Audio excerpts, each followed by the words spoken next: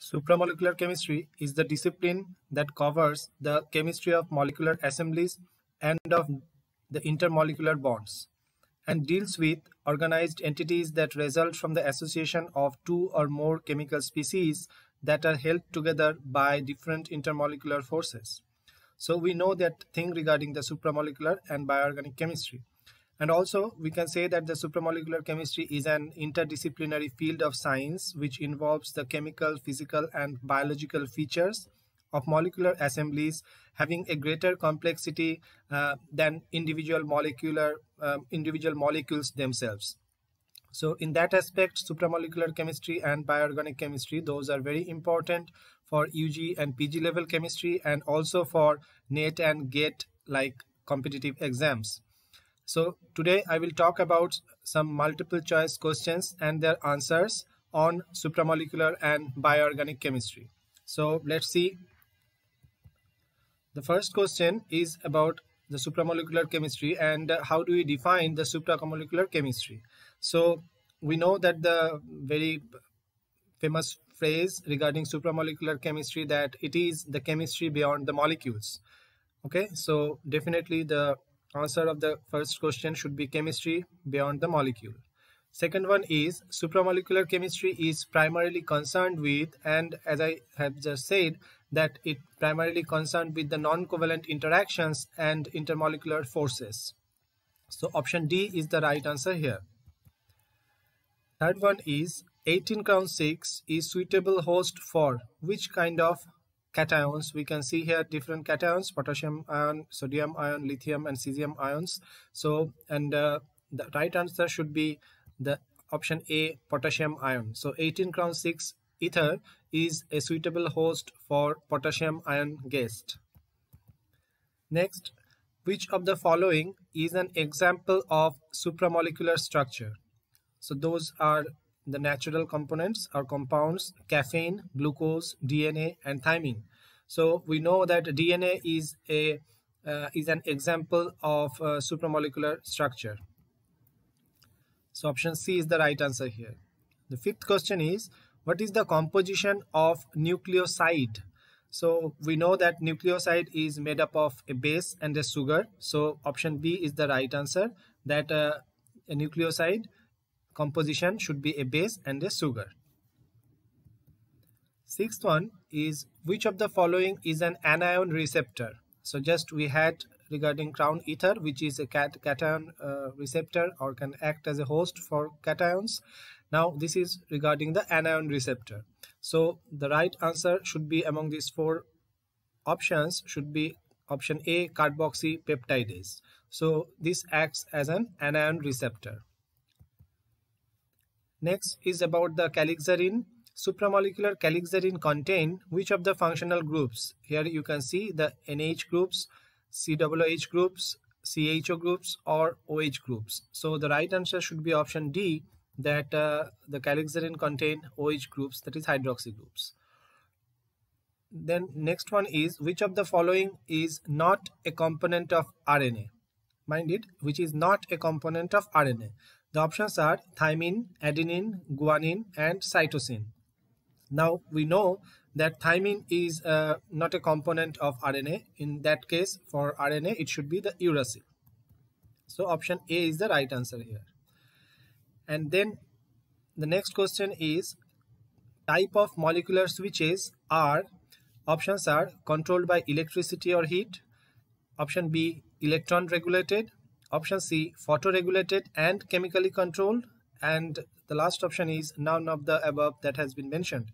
Now for molecular switches, different types are controlled and are regulated by are mainly photoregulated and chemically controlled. So option C is the right answer for this question. The 10th one is, an example of biological motor is, which among the four options is an example of biological motor? The right answer is option B, the protein kinase, kinesin. The protein kinesin is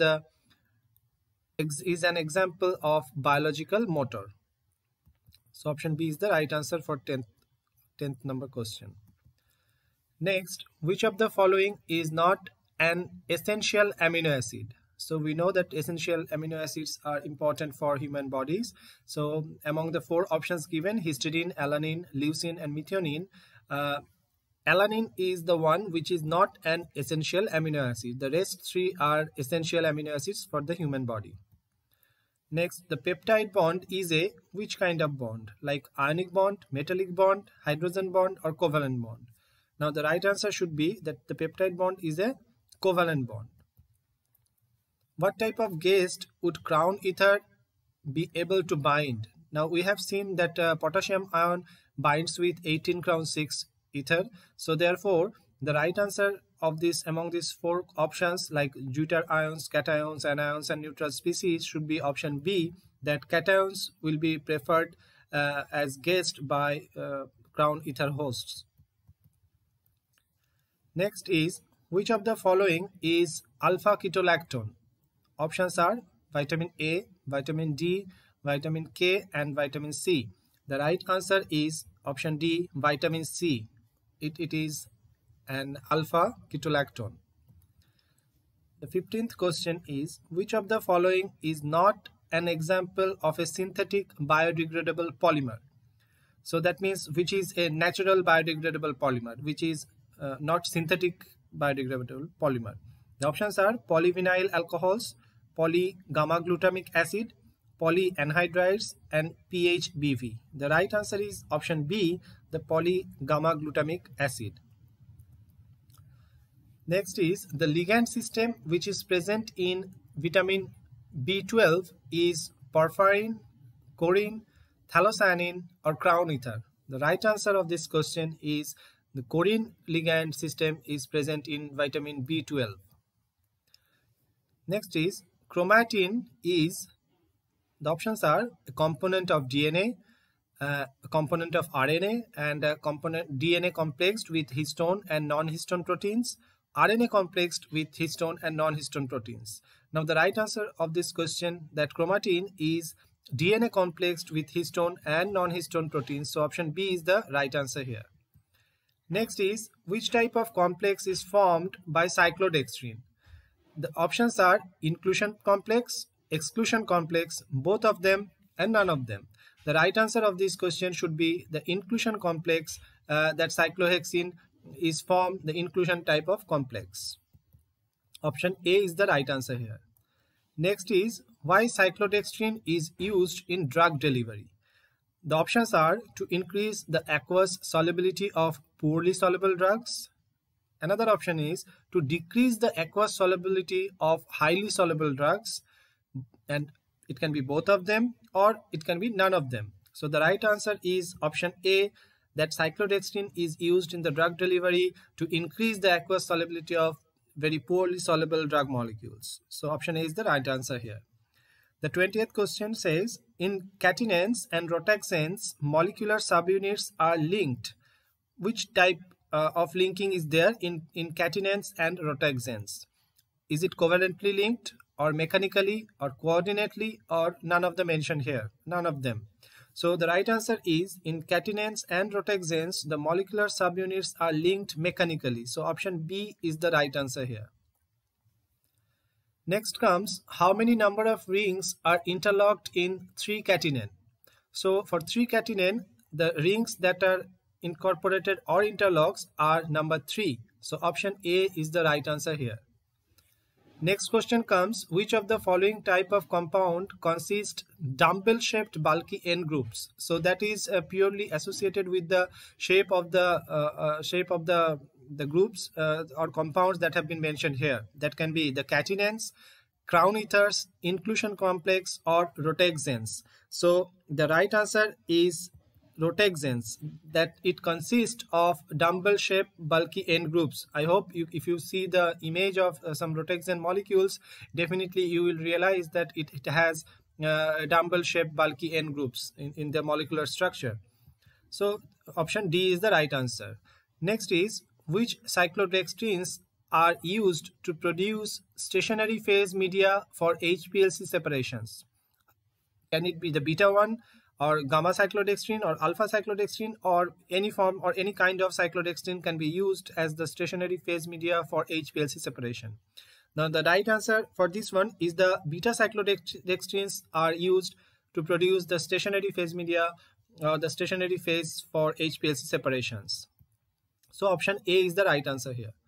Next one is the supramolecular catalysis involves, options are binding which selects the substrate or transformation of the bound species into the products, and option C is both of the A and B that have been mentioned here, and option D is none of them. Now the right answer for this one is both options A and B are correct. That means option C should be the right answer here, that supramolecular catalysis involves the binding which selects the substrate and also the transformation of the bound species into the product. Okay, so option C is the right one. The next question and the last one is supramolecular catalysis is connected with the shape of the units, the size, and or both shape and size, or none of them. The right answer is option C, that is both shape and size of the units supramolecular catalysis is connected with. So both are important. So today we have only 25 questions in the set 1. So thank you everyone for watching TG Chemistry, and keep watching TG Chemistry. And if you like the videos, don't forget to subscribe my channels and press the bell icon to get notifications whenever I upload new videos. Thank you.